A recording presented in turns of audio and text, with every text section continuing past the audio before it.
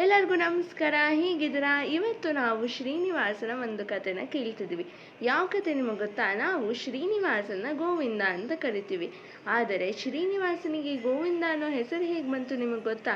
ನಾನು ದಕ್ಷತಾ ಯೂಟ್ಯೂಬಲ್ಲಿ ನನ್ನ ಯೂಟ್ಯೂಬ್ ಚಾನಲ್ನ ಸಬ್ಸ್ಕ್ರೈಬ್ ಮಾಡಿ. ಒಂದು ದಿನ ಶ್ರೀ ವೆಂಕಟೇಶ್ವರ ಸ್ವಾಮಿಯು ಅಗಸ್ತ್ಯ ಋಷಿಗಳ ಆಶ್ರಮಕ್ಕೆ ಹೋಗಿ, ನನ್ನ ಹೆಸರು ಶ್ರೀನಿವಾಸ, ನಿಮ್ಮ ಬಳಿ ಬಹಳಷ್ಟು ಹಸುಗಳಿವೆ ಎಂದು ಕೇಳಿದ್ದೇನೆ. ಅದರಲ್ಲಿ ನಾನು ಕೇಳಿದ ಒಂದು ಹಸುವನ್ನು ಕೊಡುವಿರಾ ಎಂದು ಕೇಳುತ್ತಾರೆ. ಆಗ ಅಗಸ್ತ್ಯ ಋಷಿಗಳು ಬಹಳ ಸಂತೋಷಗೊಂಡು, ನಿಮಗೆ ಹಸುವನ್ನು ಕೊಡುವುದು ನನ್ನ ಅದೃಷ್ಟ, ಆದರೆ ವೇದಗಳ ಪ್ರಕಾರ ದಂಪತಿಯಾದವರಿಗೆ ಹಸುವನ್ನು ಕೊಡಬೇಕು ಎಂದು ಬರೆದಿದ್ದಾರೆ. ನೀವು ನಿಮ್ಮ ಹೆಂಡತಿಯೊಡನೆ ಬನ್ನಿ ಎಂದು ಹೇಳುತ್ತಾರೆ. ಆಗ ಶ್ರೀನಿವಾಸ ಸರಿ ಎಂದು ಹೇಳಿ ಹೊರಡುತ್ತಾರೆ.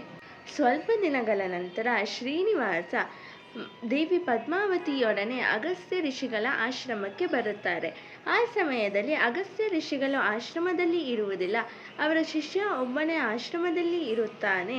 ಅವನು ಬಹಳ ಗೊಂದಲಗೊಂಡು, ಅಗಸ್ತ್ಯ ಋಷಿಗಳು ಆಶ್ರಮದಲ್ಲಿ ಇಲ್ಲ, ನೀವು ಅವರು ಬಂದ ಮೇಲೆ ಬನ್ನಿ ಎಂದು ಹೇಳುತ್ತಾರೆ.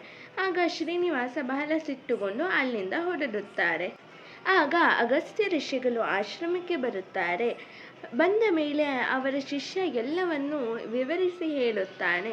ಆಗ ಅಗಸ್ತ್ಯ ಋಷಿಗಳು ಒಂದು ಹಸುವನ್ನು ತಗೊಂಡು ಶ್ರೀನಿವಾಸನ ಹಿಂದೆ ಗೋವು ಇಂದ ಗೋವು ಇಂದ ಗೋವು ಇಂದ ಎಂದು ಹೇಳಿ ಹೋಗುತ್ತಾರೆ. ಆಗ ಗೋವು ಇಂದ ಗೋವು ಇಂದ ಗೋವು ಇಂದ ಎನ್ನುವ ಪದ ಗೋವಿಂದ ಗೋವಿಂದ ಎಂದು ಆಗುತ್ತದೆ. ಶ್ರೀನಿವಾಸ ತಿರುಪತಿ ದೇವಸ್ಥಾನಕ್ಕೆ ಹೋಗಿ ಮಾಯವಾಗುತ್ತಾರೆ.